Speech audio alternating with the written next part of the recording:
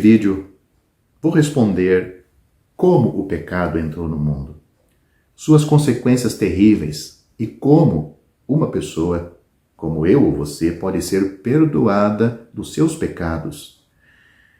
O dia mais sombrio da história da humanidade está registrado em Gênesis capítulo 3. Quando Adão pecou, o mundo inteiro foi mergulhado em seu estado perdido e indefeso. A Bíblia diz: o pecado entrou no mundo e a morte pelo pecado. Romanos capítulo 5, versículo 12. Por causa de seu pecado, Adão e Eva, agora afastados de Deus, começaram a procurar um lugar para se esconder de Deus em vez de procurar por sua ajuda, pela ajuda de Deus. O medo inundou quando perceberam as consequências de seu pecado, da sua transgressão. Tristeza, suor, espinhos, dor e morte, tanto espiritual quanto física, e uma espada flamejante foram palavras adicionadas ao vocabulário do homem, que antes ele não conhecia, não sentia, não tinha isto. Desde então, cada pessoa nascida neste mundo pode dizer, como fez Davi: em pecado me concebeu minha mãe. Salmos, capítulo 51, versículo 5. Independentemente de sua nacionalidade ou religião, as Escrituras declaram: todos pecaram e ficaram aquém ou destituídos da glória de Deus. Romanos capítulo 3, versículo 23. A Bíblia classifica cada pessoa que vem ao mundo como um perdido. Mas nosso Deus não deixou o homem sem um caminho de volta para ele. Na palavra de Deus temos a história de sua graça e misericórdia. Nós podemos ler, por exemplo, em 1 Timóteo capítulo 1, versículo 15, de um Salvador entrando no mundo. Cristo Jesus veio ao mundo para salvar os pecadores. O apóstolo Pedro disse: e em nenhum outro há salvação, porque também debaixo do céu nenhum outro nome há dado entre os homens, pelo qual devamos ser salvos. Atos capítulo 4, versículo 12. O apóstolo Pedro também disse que Cristo padeceu uma vez pelos pecados, o justo pelos injustos, para levar-nos a Deus. 1 Pedro capítulo 3, versículo 16. A Bíblia diz mais: Cristo padeceu por nós, levando ele mesmo em seu corpo os nossos pecados sobre o madeiro, para que, mortos para os pecados, pudéssemos viver para a justiça, e pelas suas feridas fostes sarados, porque éreis como ovelhas desgarradas. Mas agora tendes voltado ao pastor e bispo das vossas almas.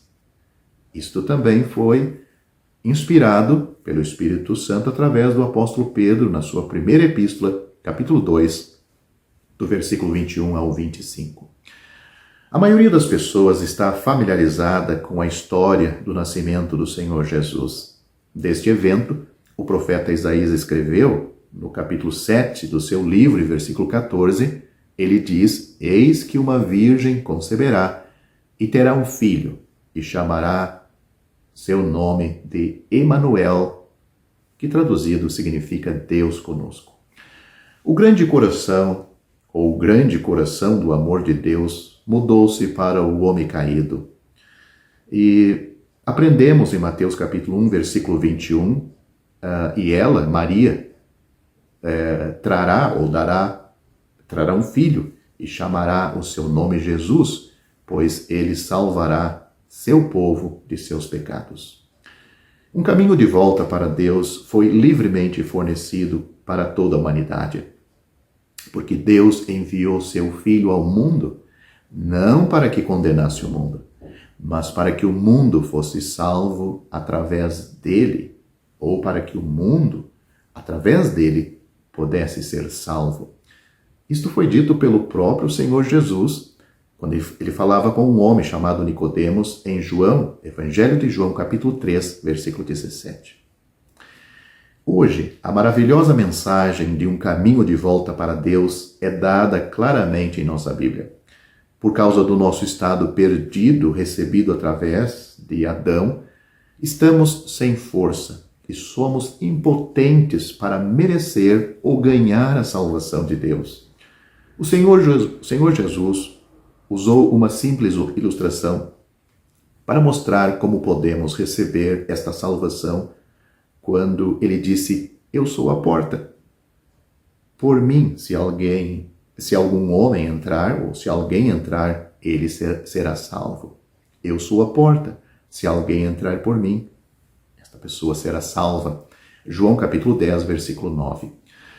O pecador que entra nesta porta passa da morte para a vida. João capítulo 5, versículo 24. Será que você, que me ouve, entrou por essa porta, tendo percebido pela primeira vez que estava do lado errado da porta? A salvação pode ser sua e a esperança do céu será garantida. O Salvador disse: "O que vem a mim, de maneira nenhuma o lançarei fora." João capítulo 6, versículo 36. A Bíblia diz muito sobre o assunto da salvação. E quem é o Salvador e como podemos ser salvos e ter a certeza da salvação. Note, porque Cristo, estando nós ainda fracos, morreu a seu tempo pelos ímpios. Porque apenas alguém morrerá por um justo, pois poderá ser que pelo bom alguém ouse morrer. Mas Deus prova o seu amor para conosco em que Cristo morreu por nós, sendo nós ainda pecadores. Logo, muito mais agora, tendo sido justificado pelo seu sangue, seremos por ele salvos da ira.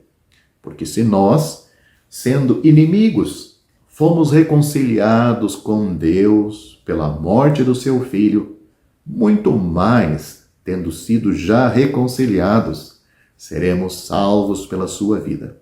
E não somente isto, mas também nos gloriamos em Deus por nosso Senhor Jesus Cristo, pelo qual agora alcançamos a reconciliação.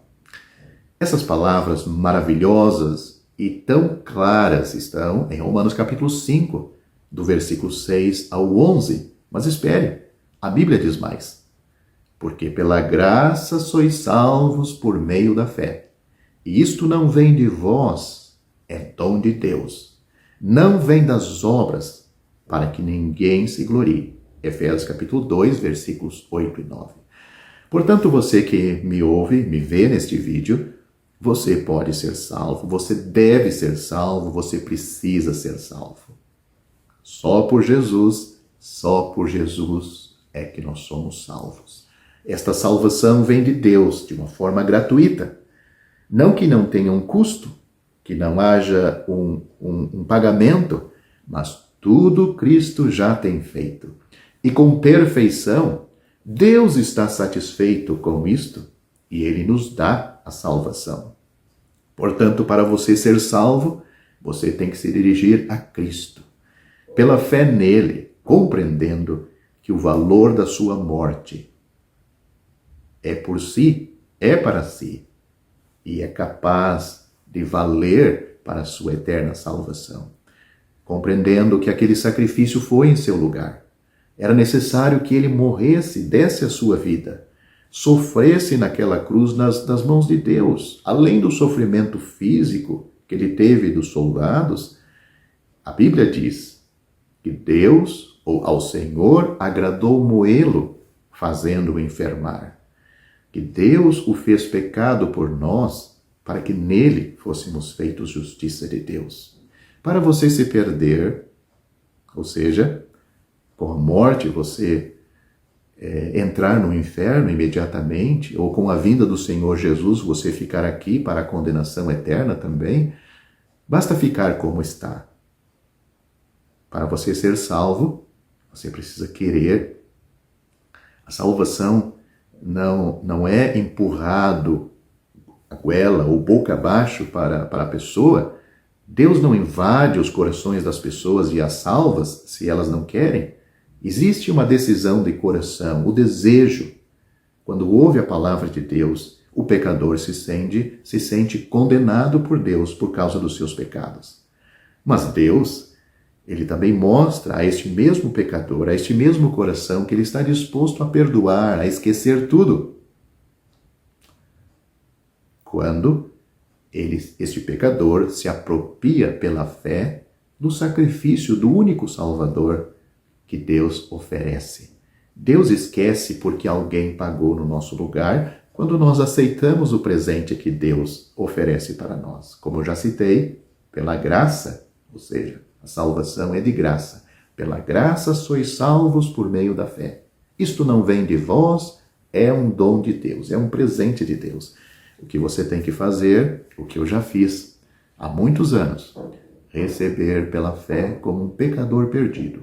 A Bíblia diz: crê no Senhor Jesus Cristo e você será salvo. Atos capítulo 16, versículo 31. Eu espero que você faça isto. Caso contrário, você estará perdido tanto agora como por toda a eternidade.